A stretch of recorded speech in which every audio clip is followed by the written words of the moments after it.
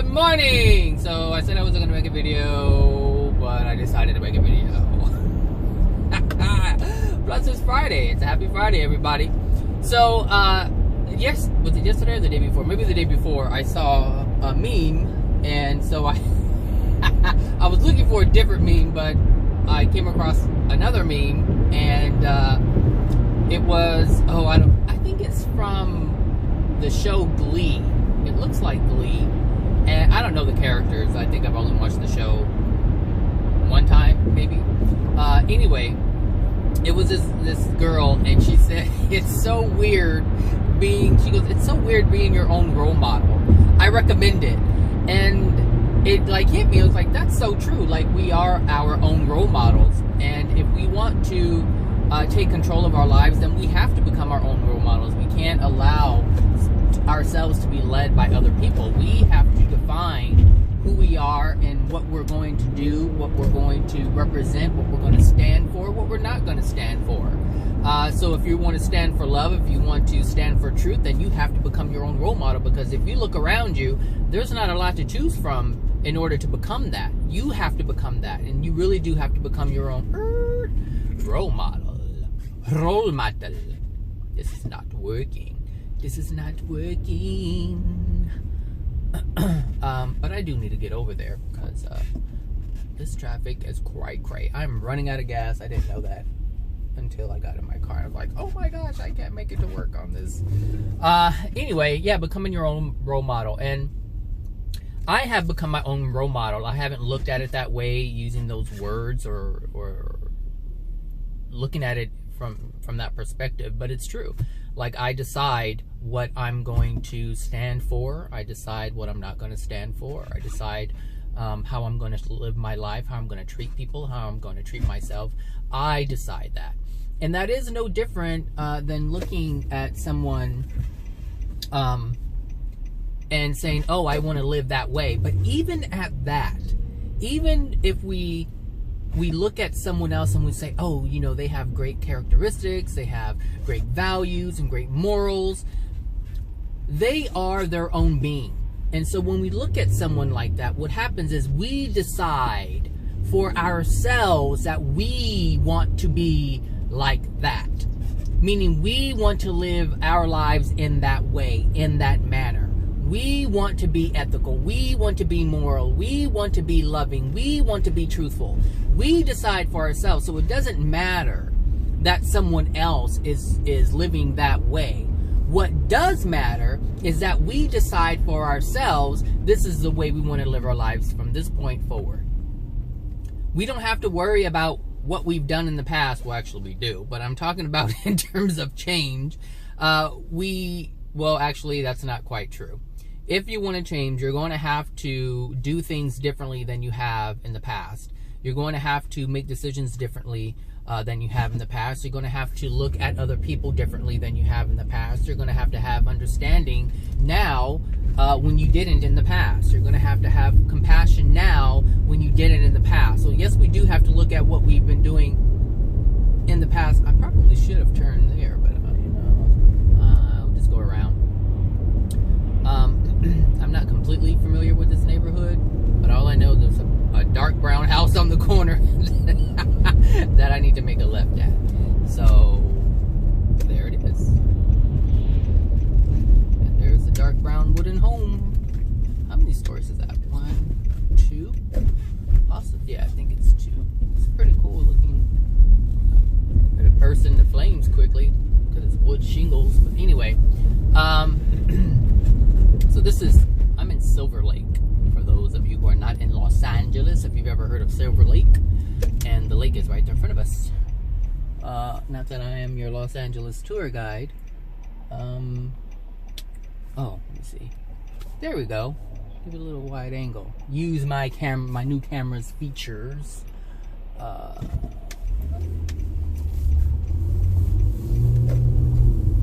Yep, there's the lake. So, the reservoir actually, but so yeah, we have to look at how we want to be, how we envision ourselves to be, And sometimes it's hard to envision ourselves being something, but it's a lot easier to say, I want this. But it's a little bit more difficult to say, I see myself doing this. But if you have to start somewhere. You have to say, you know what? I mean, sometimes you can say, you know, I'm not comfortable or satisfied with the way my life is in the moment. Okay, that's a recognition that needs to be realized and it needs to be had. But at some point, you're going to have to envision yourself being different. What does that look like? And sometimes you can't even do that. But what you can do is envision what the difference looks like and see yourself kind of place yourself in that vision. Sometimes you have to see yourself from the outside perspective in that environment, because that is actually different than seeing yourself through your eyes in that environment, in that new place, in that new space, in that new energy. There are different levels. There are different levels that are associated with change, and not everyone is able to just make the leap of seeing themselves in that moment from their eyes, or I should say through their eyes. Sometimes they have to see themselves from afar, with themselves as like a third party, you know, in a third person. You have to see yourself in the pool rather than you being and seeing yourself in the pool from your eyes. Completely different thing.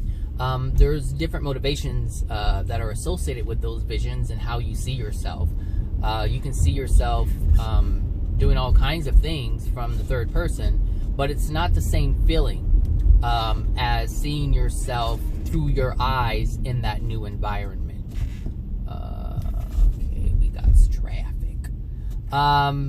So yeah, being a role model, being a self role model, that is the most powerful thing you can do.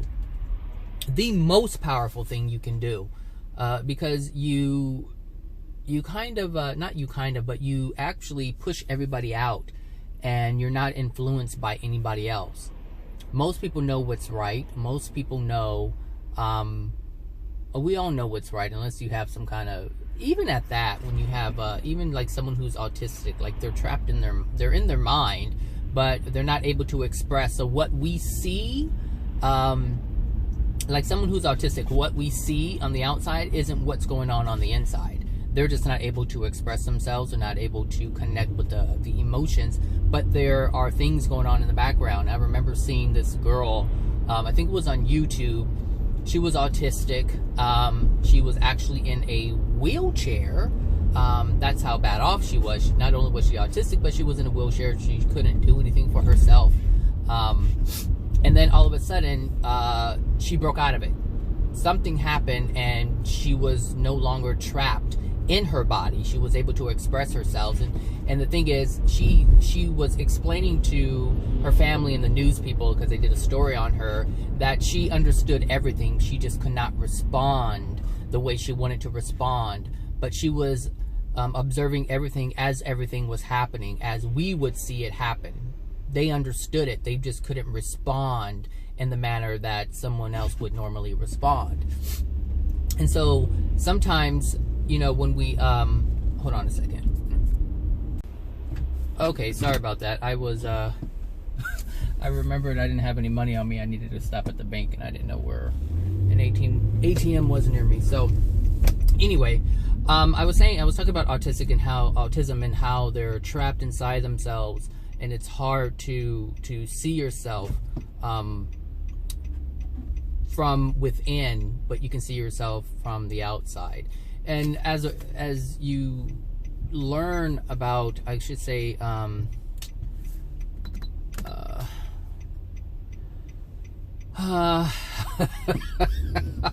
was too long of a pause for me to get back into the groove of the video. Well, anyway, I think I said what I needed to say. I think I explained it already. I think I explained it well enough for you guys to understand. But being a role model, like I said, is one of the greatest things you can do for yourself, because you're no longer... What the heck? Oh, no, we can't have that. Hold on a second. Ah, my gosh. Oh, that was Lil Kim, hardcore, not tonight. Oh, that was funny. So that is hilarious. Lil Kim popping up on this video, trying to find yourself and love yourself.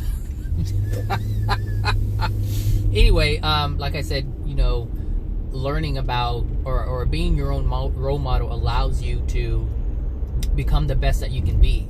And the thing is, we don't need other people to guide us. All we need is to be allowed to guide ourselves. That's what we need. We don't need anything else. Some people, you know, they look to, you know, other people to help guide them, these life coaches and all this stuff. And I get it. I get it. But at some point, the life coach isn't living your life, as I should say. You know, they're not making the decisions for you. You're making the decisions. But if you're making decisions based on other people, then you're not really living your life. You're not taking it and owning it as your own. You're saying, this person recommends this, I'll do this. And there's even at work, there's a situation where people are, you know, because we have this new management structure, we have an all new administration, so things are changing. But the people who have been there before the new administration, they don't want to change. They don't want to change at all. Oh, so, oh, come on, green. They don't want to change, and so they're very resistant to change. And you know, they're like, you know, well, this is my job and this is all I'm responsible for. And these people make it very difficult. And not only do they make it difficult for themselves, they make it difficult for others, because, you know, the way I see it is like, okay, you know, I have my title and I have my role that I'm actually, my core responsibilities, I should say. But when you look at an agency, the core responsibilities are things that come up, things that impact me and things that impact others. So if I notice something and it's not what I was actually hired for, but I know it would either be beneficial or I find something that could be detrimental to the agency, it's my responsibility to bring it up, because you want the agency to thrive. And the thing is, if you want the agency to thrive, then that means you have to ensure that if you come across something, it's no different than this. Look, you're walking down the hall and you see that someone has spilled something. Do you just walk past it and say, I'm not the janitor, screw it? Well, that's how most people believe, or that's how most people work. They just walk past it, not giving a damn if anybody else slips and falls. So let's say someone else slips and falls, but they're part of your team, and now they're out for the count, and they can't come to work because they're laying up in bed with the broken whatever, and now you have to absorb the responsibilities that person had because you didn't care. And this is what happens. This is exactly what happens. And so, you know, it's hard for people to really look at something and say, oh, you know, this can affect me later, because no one really looks at the long-term outcomes or the long-term consequences of an action, which is why we're in this big old mess now on this planet. People look for immediate resolve, but they don't know how the resolve impacts others. I was watching The Politician, which is on Netflix, and this guy who was running for a school president, he went to, before the board of Santa Barbara, the committee, I don't know, some kind of committee, I don't know, some kind of whatever, and he tried to ban straws, and because he says, you know, straws for whatever, you know, plastic, blah, blah, blah. And then one of the guys responded, well, you know, if I see a lot of kids chewing on straws, and that's an addictive behavior, and if they're not chewing on that, if they're not using that as the addiction, then they could turn to cigarettes. And that could lead to other types of drug usage. And it's like, and they also said that, you know, we have a contract with this straw manufacturer because we go through, I don't know how many thousands of straws in a year. So they have this long contract, and so now there's jobs that are actually connected to that. So I hope I am going the right way. Oh, yes, I am. You know, and there were all these other things that were tied to it that you really didn't, that he didn't really see. But it took the board or the committee or the whoever they went to, the council, city council, I think it was, to bring that to his attention. And that's the thing. We have to look at it globally. Okay, if we make this decision, how is it going to affect me in the long run? How is it going to affect other people in the long run? How is it going to impact the agency as a whole? And so when you look at our lives, we have to look at what are the consequences of the actions that we are about to take. For instance, we can take abortion, and I'm not looking at it from this whole right-wing perspective or anything like that. I'm looking at it solely from the soul perspective. Like, what happens to a soul when a baby is aborted? What happens to that soul when it is aborted, when its physical body is aborted? Because that's all that's being done, is the physical body is being aborted. Okay, so number one, if a woman has an abortion, it doesn't matter if it was through rape or anything else. What happens is the mother darkens her soul. The soul is dramatically affected, actually, emotionally, to the point where now they have to work through all this stuff because they were rejected by their mother and possibly their father if the father is around. Well, they were already neglected by the father if the father is absent. So all of these things happen just from one thing. But a mother, or a soon-to-be, or possibly a mother who is about to be a mother, or I should say a woman who is about to become a parent, if she decides she doesn't want that, because there's things she wants to do with her life, like go to school and whatnot, then what happens is, how am I going to get in here? This is not going to be good. This is not going to be easy. Can you back up a little bit? Oh no, stupid lady.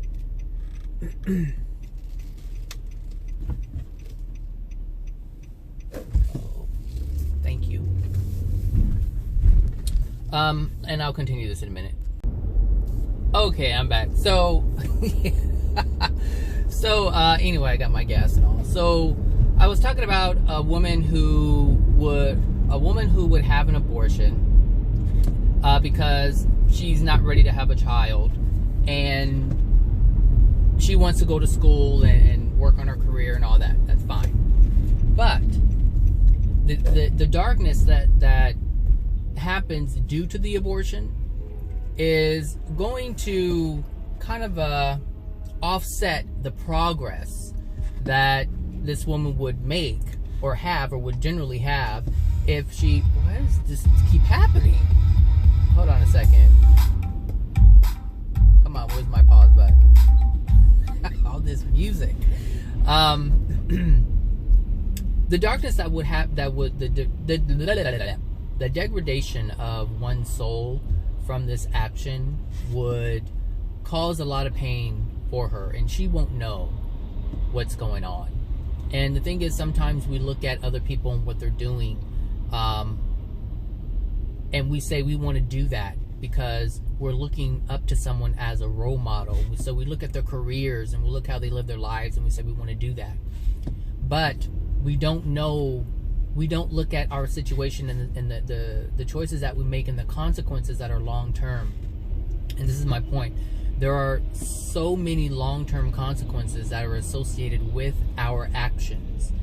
And the reason why that is because the actions that we take that we think are loving, that we think are self-loving, are really not.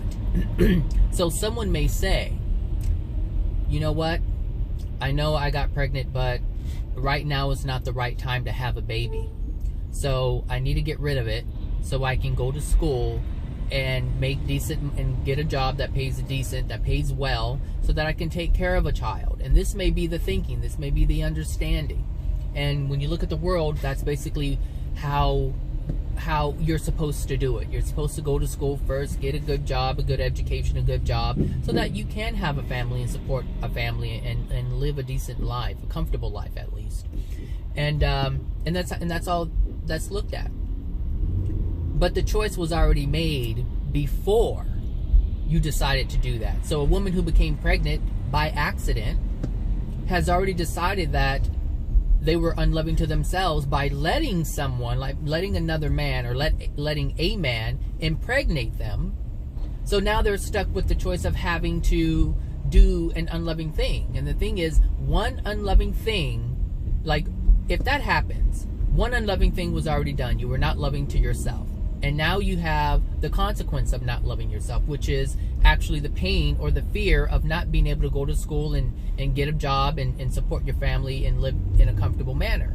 That is already gone because you did not look at what you're looking at now. So the whole idea of getting an education and getting a good job before you have a child was not in play until after the woman got pregnant. And this is the point I'm making is the decision that was made to not really love yourself, and so you wanted to have sex, and so you had sex, even if you were drunk. This is why alcohol is unloving, because it impairs your judgment. And so if that's how it happened, then you weren't loving to yourself twice. One, you were consuming something that's poisonous to the body. And number two, you impaired your judgment so much to the point where now you got yourself pregnant, and now you're stuck with the consequence. But now you want to remove the consequence, which is going to create another consequence that is even more long-term. It's even more long-term. So now you have the emotional injury of the degradation and emotional injuries of regret of now you having to murder your child, your baby, your unborn child, I should say, because the soul is still there. We, human beings, people on the right and, Catholics and whatnot, they look at the physical being, but the soul is already in play. It's already alive. It's already there. It's already creating the physical body.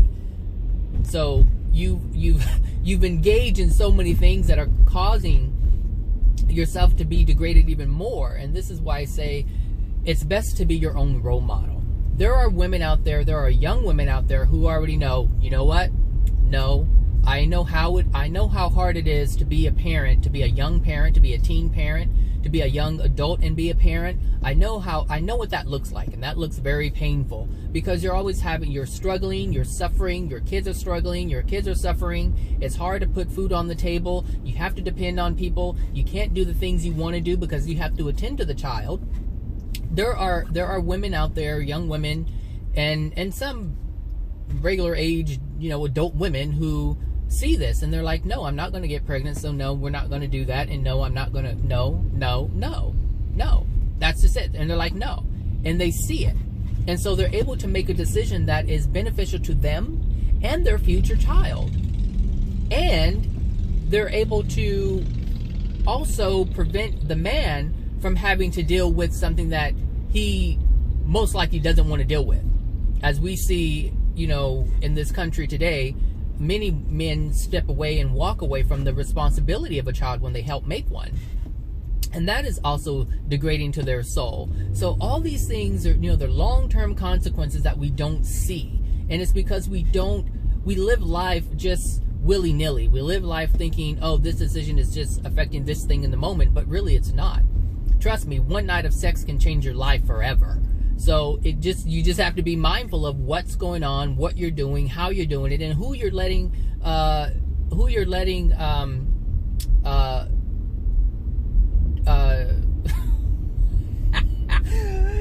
letting do you. I didn't want to say that, but I guess I said it. So I'm taking some coffee here.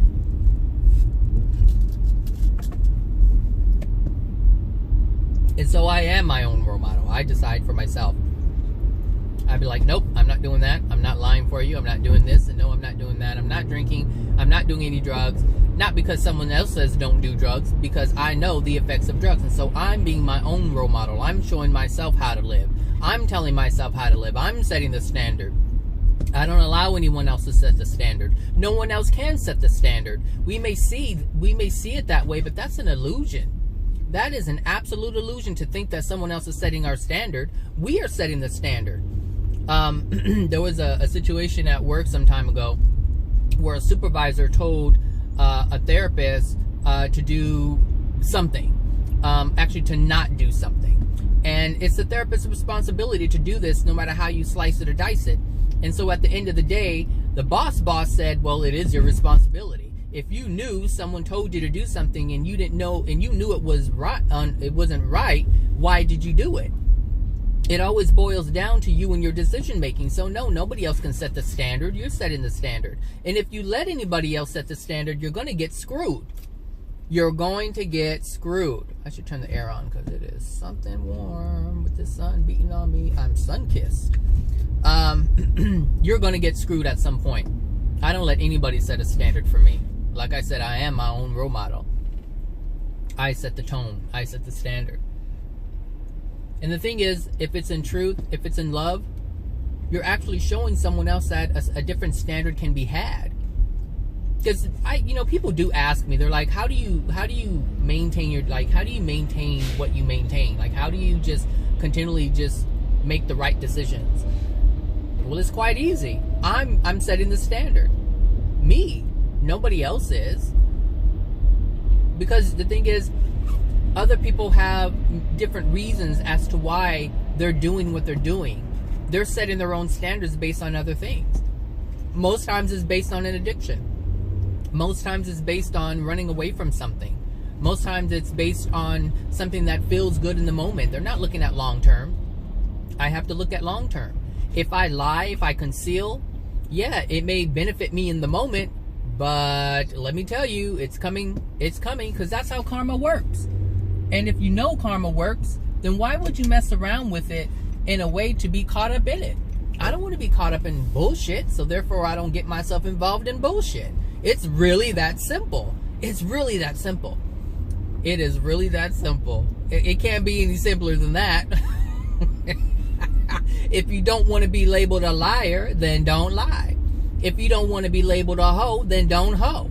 If you don't want to be labeled whatever, then don't do it. It's that simple. It can't be any more simpler than that. That is the most simple thing to do, to know, to understand. If you don't want to be a mother of 5, then don't be a mother of 5. And don't do the things that will cause you to be a mother of 5. It's that simple. If you want to, pursue something, then pursue it. Don't allow anybody else to keep you from that. It's simple. If you want to become something, then do it. If you don't want to become something, then don't do it. Look, it's not that complicated. It's not that complicated, and yet you're like, well, yeah, it's easy for you to say, or, it's easy to say, but it's more difficult to do. Actually, it is easier to do, because all you got to do is do it. The only thing preventing you from doing it is using other people or allowing other people to set the standard. And so you're trying to live up to someone else's standard. What does it look like to them? Look at teenagers and children. They live for their friends. Oh, well, I want to do this, but I know my friends are going to laugh at me. See? Right there. If you want to do it, do it. If you don't want to do it, don't do it. And the thing is, the things that we want to do, we want to do them. It's already there within you. It's already there. The desire is there. The passion is there. But also the fear is there.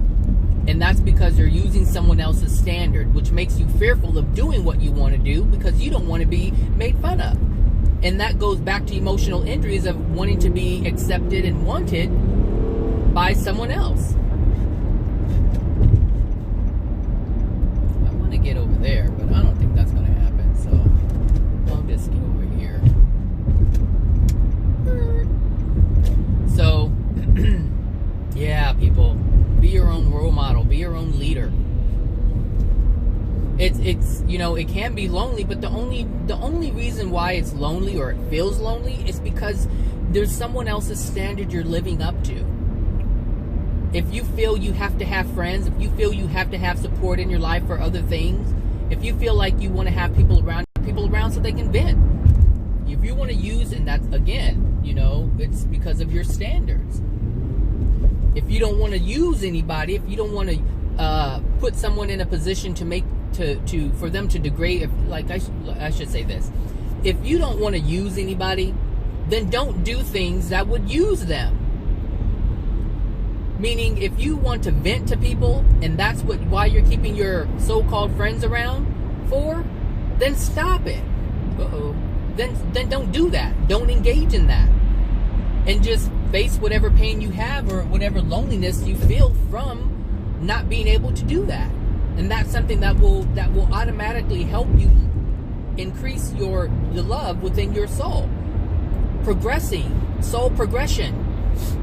This is what I'm saying. Like, if you're your own role model and you're setting your own standards and you want your standard to be high, then you can do that. The option is there for you and you and you and you and you and anyone and everyone who's listening and not listening to this video. The option is there for everyone, everybody. I choose it. And I love it. I love the freedom. I think back on when my life, when I didn't do this, when I didn't live this way, when I didn't decide for myself, I look back and I'm like, I would never want to go back to that. Even going back to when my mother was alive, I would never want to go back to that state. Even if I could be back, like if I could reverse time and go back into the space that I was in when I was younger, no. Just to be with my mom, no. I would never, ever want to go back there. Because the feeling of freedom is amazing. The freedom to decide for yourself, the freedom it's just the freedom. The freedom. I mean, the free will choice is there. And before, it's like you're governed by family, you're governed by friends, you're governed by society. I'm not governed by any of this stuff. They can do whatever the hell they want to do. It ain't got shit to do with me. And they can hate me for it because I understand the hate is not within me, it's within them. So it's not going to destroy me, it's destroying them. Again, it has nothing to do with me. And as long as I continue to live life, understanding that nobody's life has anything to do with me other than being a mirror, I'm good. I'm fine. I am okay, and I love that feeling. Let me tell you, people, if you have not experienced it, it is the best feeling in the world that I've experienced thus far. There's more to be experienced that I haven't experienced, but thus far what I've experienced by becoming my own... What is all this? Plastic bottles. I guess someone's bag of plastic bottles fell out of their truck. I guess the wind blew it. So, it's a recommendation, people. It's a recommendation to just be your own leader. Be your own role model. How do you want to look? Because that vision that you have, that idea that you have, that's what you need to look at constantly, not anybody else. And I can tell you, if you maintain this, you can surpass other people. You can surpass them. Meaning you will move beyond the person that you will look at as a role model. Because your vision is always going to be higher than someone else's. It's always going to be higher. Always. This is why we have these people who are considered role models. Because they had a vision for themselves and it was higher than most anybody else's. That's why we look up to them, because they did something different. They believed in themselves. They knew that, hey, this is what I want to be. I don't want to be that. I don't want to be that. I want to be this. This is what I want to be. And this is what I am going to be. And this is what I have become. And we look, I mean, every single famous person, it doesn't matter whether they're a drug addict or whatever. When you look at them, they have achieved greatness. Why? Because they saw themselves as being great. Whether they're writing a music or acting or whatever, it doesn't matter what it is, or a successful businessman or businesswoman, they saw themselves in a light and they kept moving towards that. They were their own role model and they didn't let anybody stop them. So you have to become your own role model. As you continue to look at other people, you are limited by their vision. And you don't allow your vision that can be greater than their vision to come to manifestation. That's all it is. That's all it is. Oh my gosh, people, we have so much power to become so many great aspects of humanity. So many great aspects, but we're limited by the neighbor. Well, if they're not going to do it, I'm not going to do it. Well, if they can do this, then I can do this. But what about going beyond that?